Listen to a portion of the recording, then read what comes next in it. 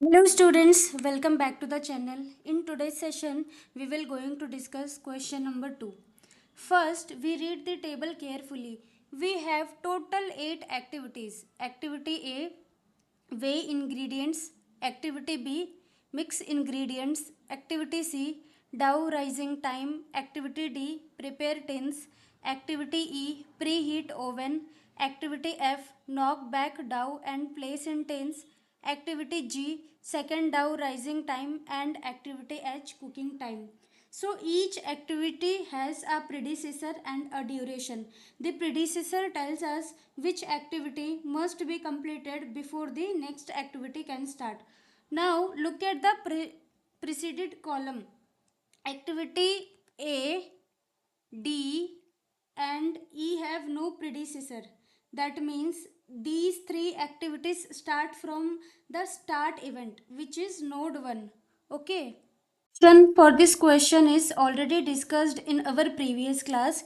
If you haven't watched that session yet, I highly recommended watching it first, as it will make this session much easier to understand. So you will find the solution for this question in the part 2. Now, what is the asking of this question? Using the above information of illustration 1, complete total float, free float and independent float for each activity. So, using this table and this diagram, we need to calculate total float, free float and independent float for each activity. So, let's say activity. So, head event for activity A is 1 and tail event for activity A is 1 and head event for activity A is 2. 2 is head event and 1 is tail event. This is for activity A. Now LST. LST means latest start time. So formula for LST is tail event of head event minus activity duration.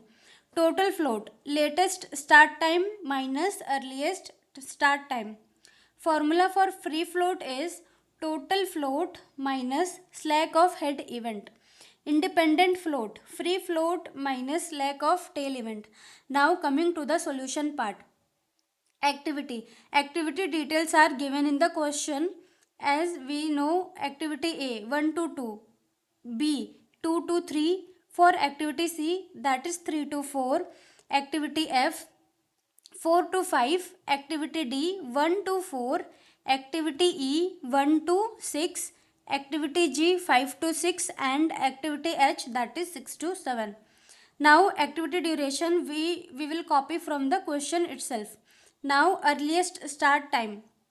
So what is earliest start time? For any event, the starting time is the earliest start time. So activity A for node 1, what is the EST? Here we can see in the diagram, earliest start time for node 1 will be 0. Here we will write 0. For activity B, earliest start time, that is node 2. So in node 2, what is the earliest start time? That is 1. Here we will write 1. For activity C, 3 to 4 is the activity for diagram C. So earliest start time will be node 3 is 4. Similarly, earliest start time for node D, in this we will see 1 to 4, that is 0. That is 0. For activity E 1 to 6, so earliest start time will be taken from node 1, that is 0. For activity F 4 to 5, in this we take earliest start time from 4, that is 464. Earliest start time will be 64. For activity G 5 to 6, we will take earliest start time from node 5, that is 66. For activity H 6 to 7, 6 to 7, the earliest start time will be 81. Now, now to calculate the latest start time, formula for LST will be tail event of head event minus activity duration. So, TL of head event. So, in this diagram, this is tail event and this is head event. So, tail of head event minus activity duration. So, 1 to 2, that is TL, and 1 is TE. So TL of head event, that is 1 and activity duration for activity A is 1 minute. So 1 minus 1, that will be 0. For activity B, TL for head event. So this is tail event 2 and head event for B is 3. So 3E ka TL will be 4 and activity duration is 3. 4 minus 3, that is 1. For activity C, TL of head event. Head event is 4.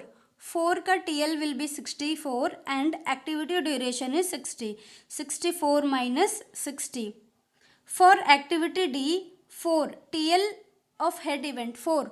4 ka TL event is 64 minus 1, that is 63. In similar way, we will calculate for entire activity. Let's say for activity G, 5 to 6, TL for head event. So for activity 6, TL for head event is 81 minus, and activity duration, TL will be 81 and activity duration is 15. So 81 minus 15 is 66. Similarly, we will calculate for activity H. Now coming to the calculation of total float. So formula for total float is latest start time minus earliest start time, LST minus EST. Here we have already calculated the LST and EST value. So total float 0 minus 0, that is 0. For activity B, 1 minus 1, 0. Activity C, 4 minus 4, 0. Activity D, 0 minus 63, 63. Activity E, 0 minus 71, 71. Activity F, 64 minus 0, 64 minus 64, that is 0. Activity G, 66 minus 66, that is 0. Activity H, 81 minus 81, that is 0. Now calculate the free float. So here we will subtract the slack of head event from the total float. Here we have already calculated the total float. So total float is 0 minus slack of head event. Now for activity A, head event is 1 and tail event is, head event is 2 and tail event is 1. Here we need to calculate slack of head event. Okay. So 0. Free float, we have already calculated total float. Value of total float is 0 and slack of head event. So for activity A, head event is 2 and slack means difference between TE and TL, that is 0. So 0 minus 0, 0 will be the free float for activity A. Now coming to the activity B. Here total float is 0 and slack of head event.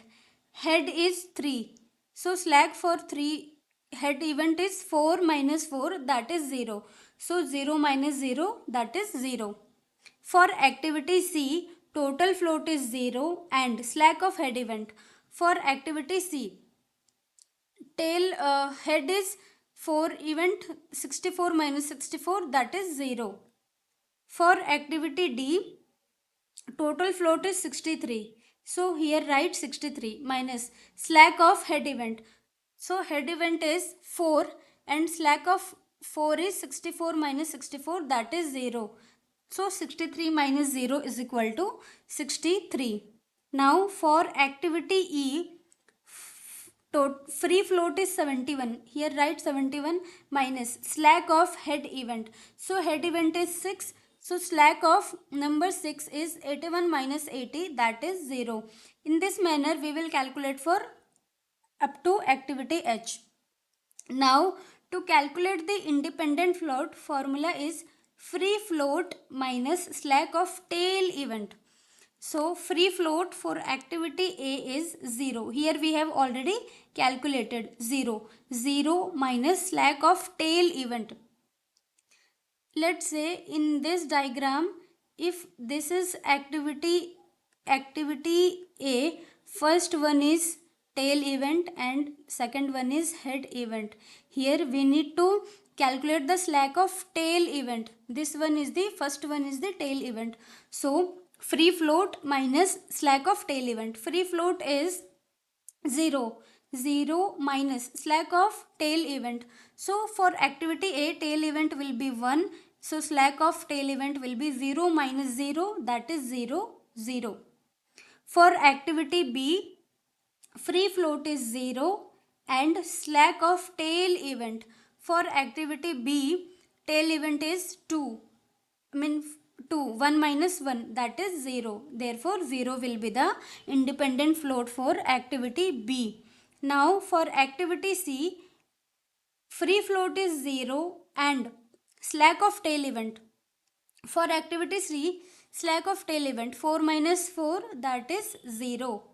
Now coming to the activity D, free float is 63 and slack of tail event. For activity D, this is the activity D.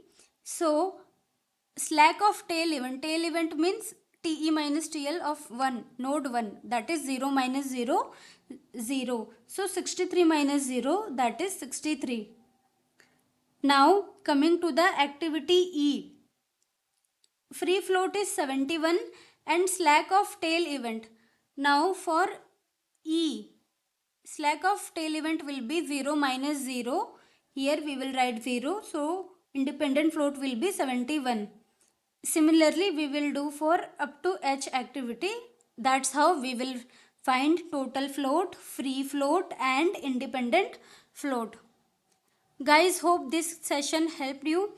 If you find helpful, please like, share and subscribe to the channel. We will meet in the next class. Thank you.